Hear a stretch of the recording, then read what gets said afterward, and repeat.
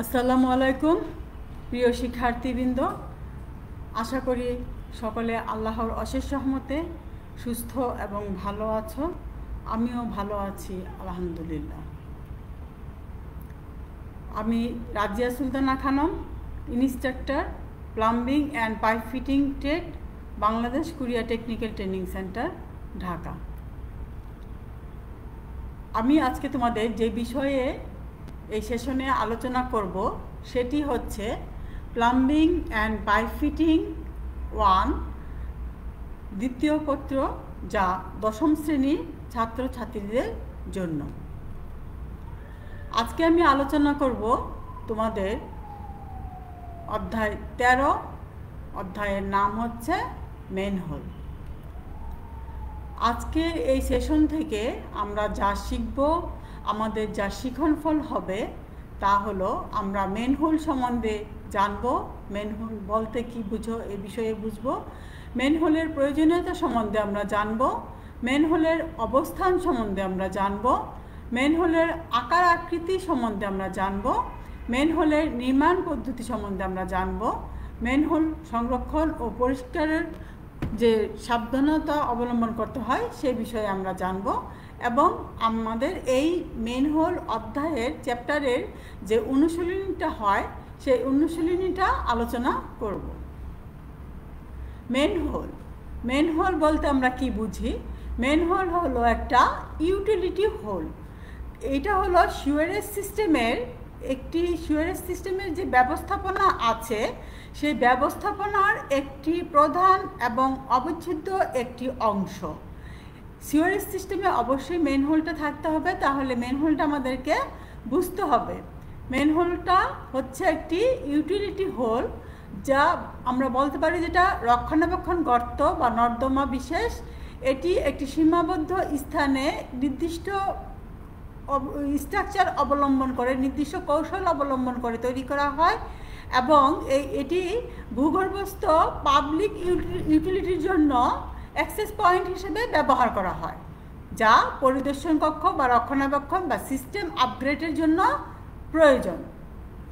এবং এই মেনহোলের একটি কাভার্ড থাকে এবং এই কাভার্ডটি সরিয়ে অপসারণ করে মেনহোলের ভিতরে যে প্রয়োজনীয় কাজগুলো করতে হয়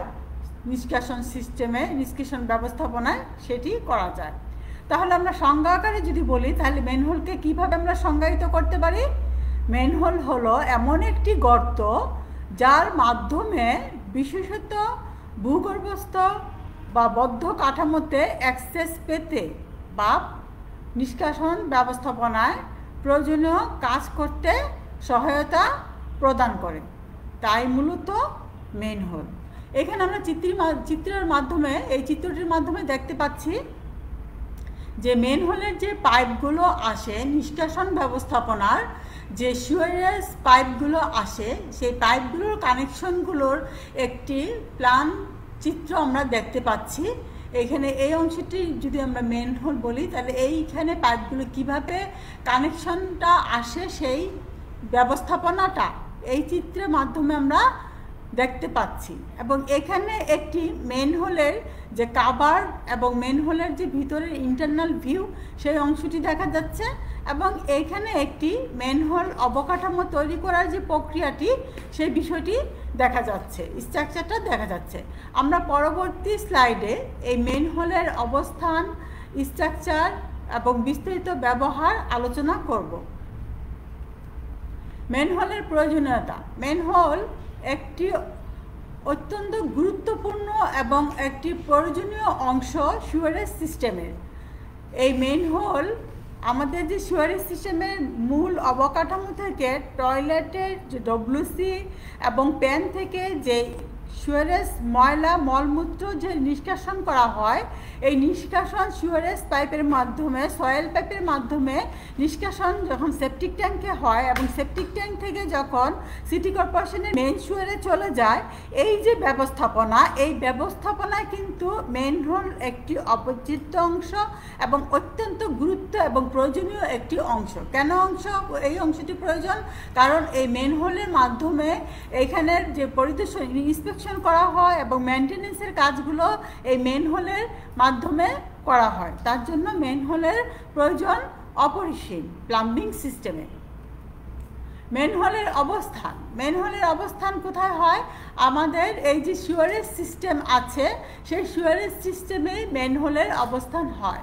মেনহোলটা যে মেন সাপ্লাই নিষ্কাশনের যে ড্রেনেজ সিস্টেম আছে সেই ড্রেনেজ সিস্টেম থেকে সেপটিক ট্যাঙ্ক এবং মেন সিওর সিটি কর্পোরেশনের যে সিওরেজ লাইন আছে সেখানে যেতে এটি নির্দিষ্ট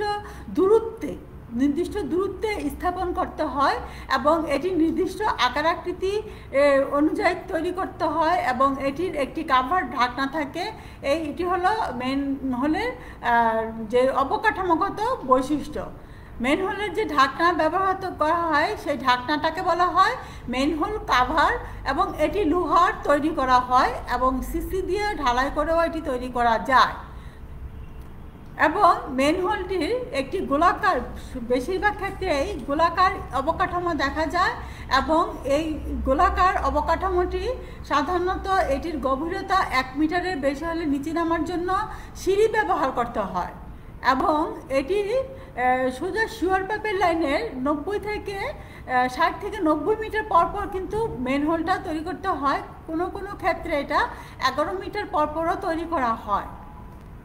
2 বা তার চেয়ে যদি বেশি আকারের সিওর পাইপ মেনহোলে সংযোগ করতে প্রয়োজন হয় তখন এটি তলদেশে একটি চ্যানেল তৈরি করে নিতে হয়, নর্দমাগুলোর একটি চ্যানেল তৈরি করে নিতে হয় এবং এই চ্যানেলগুলি দীর্ঘ ব্যাসার্ধ বিশিষ্ট বাঁকা পথে নির্গমন অথবা অভিমুখে করা হয়। এজন্য মেনহোলের তলদেশ বেশ প্রশস্ত হওয়া আবশ্যক। এক্ষেত্রে আয়তাকার তলদেশে সুবিধাজনক নয়। মেনহোলের সাথে সংযোজিত পাইপগুলো উপরের তল যথাসম্ভব একই তলে অবস্থান করানো উচিত, তা না হলে বড় আকারের পাইপ বা আগত ফ্লো সৃষ্টি করতে পারে এবং এর ফলে ছোট নলের আগত প্রবাহ মেনহোলে পড়তে বাধা সৃষ্টি করে এবং মেনহোলের মাঝে ধারাবাহিকভাবে রক্ষা করা হয়। মেনহোলটি কী করা হয়? সিওরেজ সিস্টেমের একটি নির্দিষ্ট দূরত্ব পরপর কিন্তু ধারাবাহিকতা রক্ষা করা হয়। এর মেঝে সাধারণত কনক্রিট দিয়ে তৈরি করা হয় এবং খোলা নর্দমার দিকে কিছুটা ঢালু থাকে। মেনহোল অবশ্যই পানিরোধী হতে হবে। মেনহোল এমনভাবে অবকাঠামোটি তৈরি করতে হবে যেন বাহিরের লিকেজ না থাকে, এই লিকেজের মাধ্যমে যেন বাহিরের পানি এসে মেনহোলে ঢুকে না যায় বা ভরে না যায় সেদিকে লক্ষ্য রাখতে হয়। মেনহোলটি যখন আমরা প্রধান সড়কে দেখি তখন দেখা যায় যে মেনহোলের অবস্থানটি প্রধান সড়কের অনেক সময় মাঝ বরাবর স্থাপন করা হয়। এটি মাঝে স্থাপন করার অবশ্য একটি উদ্দেশ্য থাকে। যখন সিটি কর্পোরেশনের পরিষ্কার করার জন্য সিটি কর্পোরেশনের যে গাড়িগুলো আসে সেগুলি কিন্তু স্বয়ংক্রিয়ভাবে একটি পাইপের মাধ্যমে মেনহোল থেকে ময়লাটা নিষ্কাশন করার ব্যবস্থা করা হয়। এর জন্য সাধারণত হাইওয়ে রোডে বা যে মেন রোড দেখা যায় সে মেন সিওর, সেখানে কিন্তু মেনহোলের অবস্থানটা রাস্তার মাঝামাঝি দেখা যায়। আর যদি রাস্তা যদি প্রশস্ত হয়, মেন সিওরের যদি আলাদা কোনো লাইন থাকে, সেক্ষেত্রে আমরা মেনহোল সিওরেজ লাইন যদি রাস্তার পাশে করা হয়, সাইড দিয়ে স্থাপন করা হয়, সেক্ষেত্রে আমরা মেনহোলের অবস্থানটি মেন রোডের পাশে একটি লেনে দেখতে পারি।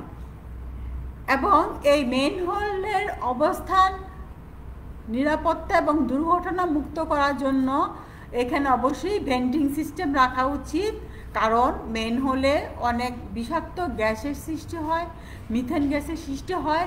এখান থেকে ব্লাস্ট হওয়ার সম্ভাবনা থাকে, আগুন লাগার সম্ভাবনা থাকে। তার জন্য মেনহোলের অবস্থানের সাথে অবশ্যই ভেন্টিং সিস্টেমের চিন্তা করতে হবে এবং বিষাক্ত গ্যাসটা যেন বের হয়ে যেতে পারে সেই ব্যবস্থাপনাটা করতে হবে, ভেন্টিং সিস্টেমটা করতে হবে। তবে আধুনিক সিওরেজ সিস্টেমে এই দিকে খুবই গুরুত্ব দেওয়া হচ্ছে এবং সেই অনুযায়ী মেনহোলগুলির অবস্থান এবং নির্মাণ কৌশল চিন্তা করে তৈরি করা হচ্ছে। যদি পুরানো কোনো সিওরেজ সিস্টেমের মেনহোলের অবস্থান থাকে, সেক্ষেত্রে যদি ব্যান্ড ভেন্টিংয়ের কোনো সিস্টেম বা ভেন্টিংয়ের কোনো ব্যবস্থাপনা না থাকে, তাহলে অবশ্যই মাঝে মাঝে মেনহোলের যে ঢাকনাটি আছে সেই ঢাকনাটি কিছু সময় হলেও খুলে রাখতে হবে, যেন ভিতরের গ্যাসটি বের হয়ে চলে যেতে পারে। মেনহোলের আকার আকৃতিটি কীরকম হওয়া উচিত, এখন আমি সেই বিষয়ে তোমাদের সাথে আলোচনা করব। মেনহোলের আকার আকৃতিটা কিন্তু নির্ভর করে সিওরেজ লাইনের কোয়ান্টিটি এবং এর যে কার্যক্ষমতা, পরিবহনের যে সিস্টেম প্রক্রিয়া, তার উপরে কিন্তু মেনহোলের আকার আকৃতিটা অনেকাংশে নির্ভর করে। মেনহোলের আকার আকৃতির ক্ষেত্রে আমরা দেখতে পারি দুটি অংশ, একটি হচ্ছে নিম্নকক্ষ বা লয়ার চেম্বার এবং অপরটি হচ্ছে অর্ধকক্ষ বা আপার চেম্বার। লয়ার কক্ষটি প্রশস্ত হওয়া উচিত এবং এই কক্ষের মাপ কমপক্ষে 1.25 মিটার থেকে, এটার দৈর্ঘ্য প্রস্থ উচ্চতা আমি বলে যাচ্ছি, এটির দৈর্ঘ্য 1.25 metre by 1 metre by 2 metre উচ্চতা হওয়া উচিত। এই পরিমাপটি মেন সুয়ারের যে সুয়ারেজ সিস্টেম তার উপরে নির্ভর করে পরিবর্তন হতে পারে। এই পরিমাপটি পরিবর্তনশীল। আপার চেম্বার বা অর্ধকক্ষ, এই কক্ষটি কেবল নিম্ন কক্ষে প্রবেশ করার জন্য প্রয়োজনে তৈরি করা হয়। এই কক্ষটি কী করা হয়, লয়ার চেম্বারে যাওয়ার জন্য আপার চেম্বারটি তৈরি করা হয়। এক কথায় মানে নিম্ন কক্ষে প্রবেশের জন্য আপার কক্ষ তৈরি করা হয়। আমি আবার একটু বলছি এই অংশটি, এটি একটি সংক্ষিপ্ত প্রশ্ন হতে পারে যে লয়ার চেম্বার বা নিম্ন কক্ষ, এই কক্ষটিতে প্রবেশের জন্য আপার চেম্বার বা অর্ধকক্ষটি তৈরি করা প্রয়োজন। এর জন্য একে প্রবেশপথ বলা হয়। তাহলে এখানেও একটি অতি সংক্ষিপ্ত প্রশ্ন হতে পারে যে আপার চেম্বারকে কি বলা হয়। এক কথা বলতে হবে, আপার চেম্বারকে লয়ার চেম্বারের প্রবেশপথ বলা হয়। এটি অপেক্ষাকৃত সরু হয় এবং এটির প্রস্থচ্ছেদী মাপ হচ্ছে 0.75 মিটার বাই 0.6 মিটার। উচ্চতা অবশ্যই মেনহোলের মোট গভীরতার উপর নির্ভরশীল। এই কক্ষটিকে নিম্নকক্ষের উপর মাঝামাঝি না করে এক পাশে করা উচিত। তাহলে আমরা এই অংশটি থেকে মেনহোলের যে নিম্নকক্ষ লয়ার চেম্বার এবং আপার চেম্বার অর্ধকক্ষ, এই বিষয়টি বুঝতে পারলাম। এখান থেকে সংক্ষিপ্ত এবং অতি সংক্ষিপ্ত প্রশ্ন হতে পারে, লয়ার চেম্বার কাকে বলে বা নিম্নকক্ষ কাকে বলে, বলতে কি বুঝো, অর্ধকক্ষ কাকে বলে বা আপার চেম্বার কাকে বলে বা বলতে কি বুঝো, লয়ার চেম্বারের পরিমাপ কী, তখন শুধু এই মাপটা দিতে হবে, যেমন 1.25 metre by 1 metre by 2 metre. আবার এই আপার চেম্বারের পরিমাপ কী, তখন দিতে হবে 0.75 মিটার বাই 0.6 মিটার। এভাবে এই অংশটি থেকে সংক্ষিপ্ত এবং অতি সংক্ষিপ্ত প্রশ্ন হতে পারে। তাই এই অনুচ্ছেদটি তোমরা খুব ভালোভাবে মনোযোগ সহকারে পড়বে এবং এই অধ্যায় যে আলোচনা করা হচ্ছে, এই অধ্যায়ের আলোচনা এবং পাঠ্য বইটি পড়ে তোমরা প্রশ্নগুলির উত্তর তৈরি করে নেবে। আমরা এখানে এই চিত্রটির মাধ্যমে মেনহোলের বিস্তারিত অংশগুলি, স্ট্রাকচারগুলো এবং পরিমাপগুলো এবং এটার যে ম্যাটেরিয়ালসগুলো আছে সেই ব্যাপারে একটু দেখে নেই, সেই বিষয়গুলি একটু বুঝে নেই। এখানে মেনহোলের একটি প্ল্যান দেখানো হচ্ছে এবং এখানের এটি একটি সেকশনাল ভিউ এবং এখানের যে এই অংশটিও হচ্ছে একটি সেকশনাল ভিউ। এখানে এই প্ল্যানটির এ সেকশনটি হচ্ছে এই অংশটি এবং এইখানের এই সেকশনাল ভিউটি হচ্ছে মেনহোলের এই বি সেকশন।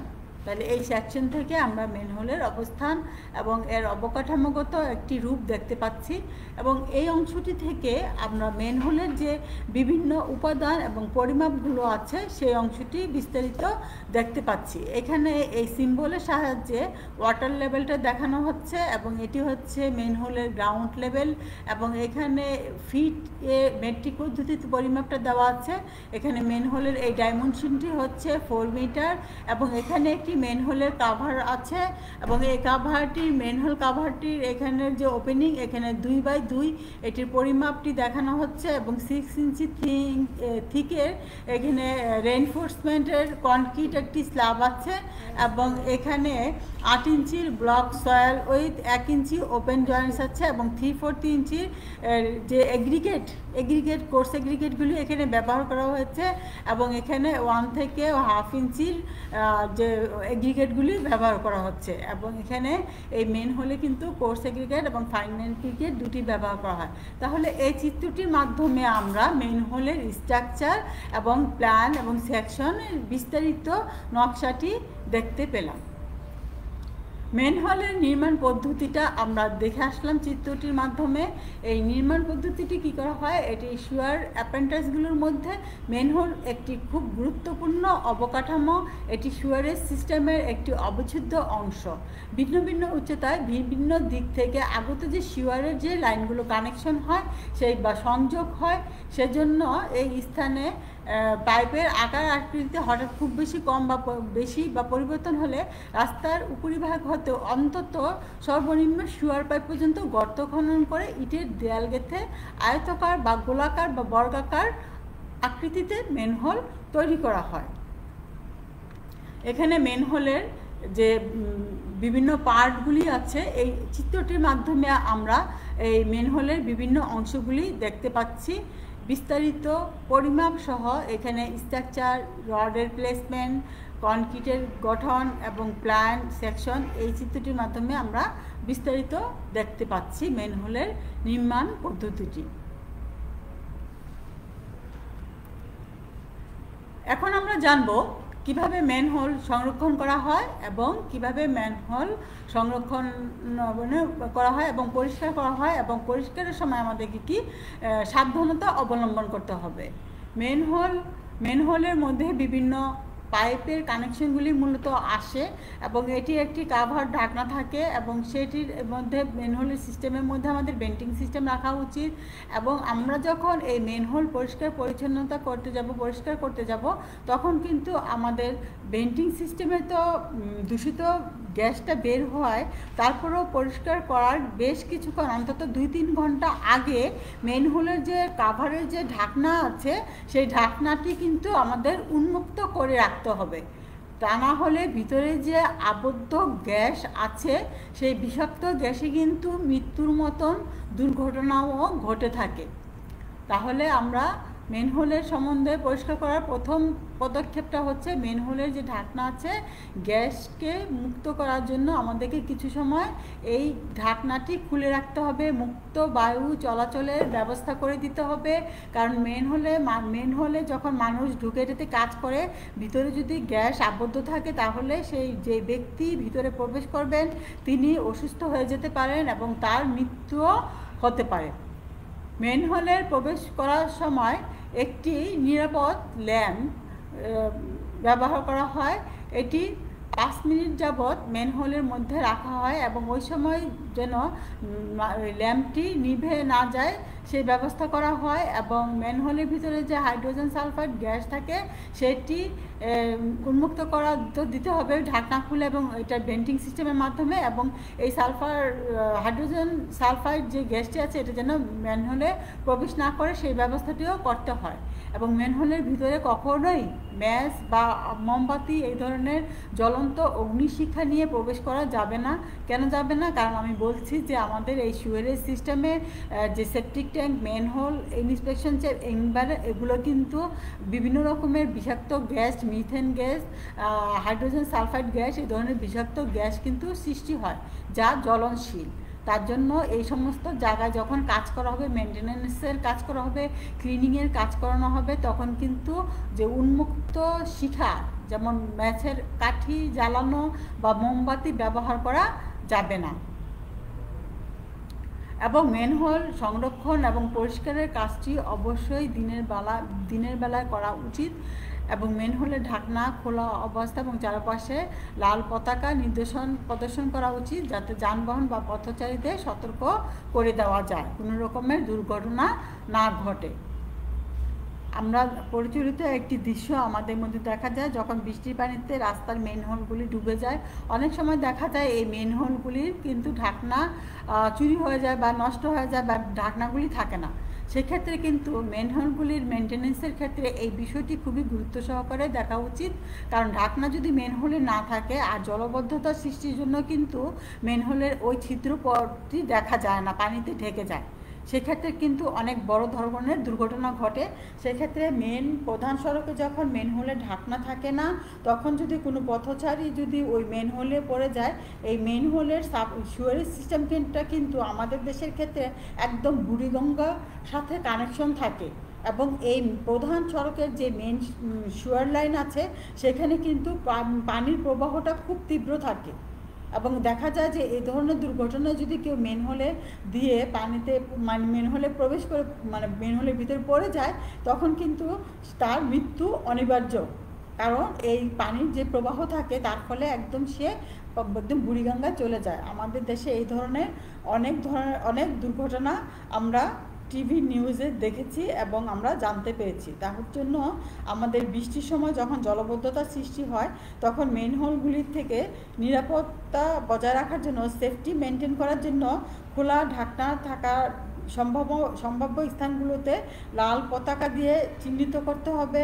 অথবা যদি লাল পতাকা ব্যবস্থা না করা যায়, কমপক্ষে বড় গাছের ডাল দিয়েও পথচারীদেরকে অবগত করতে হবে যে এখানে একটি গর্ত বা মেনহোলের ব্যবস্থা আছে, যা একটি বিপজ্জনক অবস্থা। এভাবে সচেতন করতে হবে অবশ্যই। আমরা এই অধ্যায়ে যে প্রশ্নগুলি হতে পারে সেই বিষয়ে একটু জেনে নেই। এখানে অতি সংক্ষিপ্ত প্রশ্ন হিসেবে যে অনুচ্ছেদটি থেকে আসতে পারে সেটা আমি পূর্বে আলোচনা করে আসলাম। এখান থেকে তোমাদের অতি সংক্ষিপ্ত আকারে মেনহোলের প্রকার মেনহোলের যে পরিমাপগুলো আছে সেখান থেকে প্রশ্ন হতে পারে। মেনহোলের সাইজ, পরিমাপটা সাইজ কতটুকু, সাইজ কি, এই ধরনের একটা প্রশ্ন আসতে পারে। মেনহোলের ঢাকনার জন্য কি ব্যবহার করা হয় সেটা একটা অতি সংক্ষিপ্ত প্রশ্ন আসতে পারে। এবং যে পরিমাপগুলি তোমরা খুব গুরুত্বের সাথে লক্ষ্য করে পড়বে। সাধারণত সবগুলি অধ্যায়েরই অতি সংক্ষিপ্ত অধ্যায় কিন্তু এই পরিমাপগুলি খুবই গুরুত্ব সহকারে তোমাদেরকে প্রস্তুত হতে হবে। অতি সংক্ষিপ্ত প্রশ্নগুলি ওই পরিমাপের অংশগুলি থেকে কিন্তু আসার সম্ভাবনা বেশি থাকে। এবং সংক্ষিপ্ত প্রশ্নের ক্ষেত্রে যেমন প্রশ্ন আসতে পারে, মেনহোল কাকে বলে, বা মেনহোল বলতে কি বুঝো, মেনহোলের কাজ কি, মেনহোলের গভীরতা 2 মিটারের বেশি হলে কয়টি কক্ষ দেওয়া উচিত এবং সেই কক্ষগুলি কি কি, এই ধরনের প্রশ্নগুলি সংক্ষিপ্ত প্রশ্নের ক্ষেত্রে আসতে পারে। এবং রচনামূলক প্রশ্নের ক্ষেত্রে আসতে পারে, মেনহোল কি, মেনহোলের কাজ কি, মেনহোলের গর্তগুলি কি দিয়ে বন্ধ করা হয়, আবার মেনহোলের চিত্র অঙ্কন করে এর বিভিন্ন অংশগুলি দেখাও, মেনহোলের মধ্যে প্রবেশের পূর্বে কি কি সাবধানতা অবলম্বন করতে হয়, এবং মেনহোল পরিষ্কার করার যে প্রক্রিয়াটি আছে সেই প্রক্রিয়াটি ব্যাখ্যা করো, মেনহোলের দুর্ঘটনা যে সমস্যাগুলো আছে সেই সমস্যাগুলি চিহ্নিত করো। এই ধরনের প্রশ্নগুলি কিন্তু এই মেনহোল 13 নম্বর অধ্যায়ের থেকে আসতে পারে। আগামী সেশনে আমি তোমাদের সাথে আলোচনা করব অধ্যায় 14। অধ্যায়টির নাম হচ্ছে হাউস ড্রেন। আজকের অধ্যায় থেকে আমরা যা শিখলাম, মেনহোল কি, মেনহোল বলতে আমরা কি বুঝি, মেনহোলের স্ট্রাকচার সম্বন্ধে আমরা জানলাম, মেনহোলের পরিমাপ সম্বন্ধে আমরা জানলাম, মেনহোলের অবস্থান সম্বন্ধে আমরা জানলাম, মেনহোল কিভাবে রক্ষণাবেক্ষণ করতে হবে সে সম্বন্ধে আমরা জানলাম। অর্থাৎ মেনহোলের সুয়ারেজ সিস্টেমের মেনহোলের বিস্তারিত তথ্যগুলি আমরা এই অধ্যায় থেকে জানতে পারলাম এবং শিখতে পারলাম। এই ক্লাসটি পুনরায় তোমাদের দেখার জন্য যে লিঙ্কে তোমরা এই ক্লাসটি দেখতে পারবে, সেই লিঙ্কগুলো হচ্ছে ইতিমধ্যে তোমরা গুগল ক্লাসরুমে অনেকে জয়েন করেছো। সেই আমাদের যে প্লাম্বিং অ্যান্ড পাইপ ফিটিং ট্রেডের যে গুগল ক্লাসরুম আছে, সেই গুগল ক্লাসরুমের যে ক্লাস কোড JSGXRRI, এই কোড দিয়ে তোমরা গুগল ক্লাসরুমে প্রবেশ করে এই ক্লাসটি দেখতে পারবে। আমাদের Bangladesh Korea technical training centre বিকেটিটিসি ঢাকার যে ভার্চুয়াল ক্লাস অনলাইন ক্লাস আছে, সেই ক্লাসে তোমরা পরবর্তী পর্যায়েও এই ক্লাসটি দেখতে পারবে। এবং আমাদের প্লাম্বিং অ্যান্ড পাইপ ফিটিং ট্রেডের যে BKTTC Dhaka plumbing and pipe fitting student ফোরামের যে গ্রুপটি আছে, সেখান থেকেও তোমরা এই ক্লাসটি দেখতে পারবে। এছাড়া আমাদের এই Bangladesh Korea technical training centre ঢাকার যে প্লাম্বিং ট্রেড আছে, সেই ট্রেডের একটি ইউটিউব চ্যানেল আছে, BKTTC Dhaka plumbing and pipe fitting trade. এই নামেই ইউটিউব চ্যানেলে সার্চ দিয়ে তোমরা প্লাম্বিং রিলেটেড এই নবম, দশম এবং 3 মাস মেয়াদী প্লাম্বিং রিলেটেড যাবতীয় তথ্য সমৃদ্ধ ক্লাসগুলি দেখতে পারবে। সকলের সুস্থতা কামনা করে এবং আগামী ক্লাসের আমন্ত্রণ জানিয়ে সকলকে জানাচ্ছি ধন্যবাদ।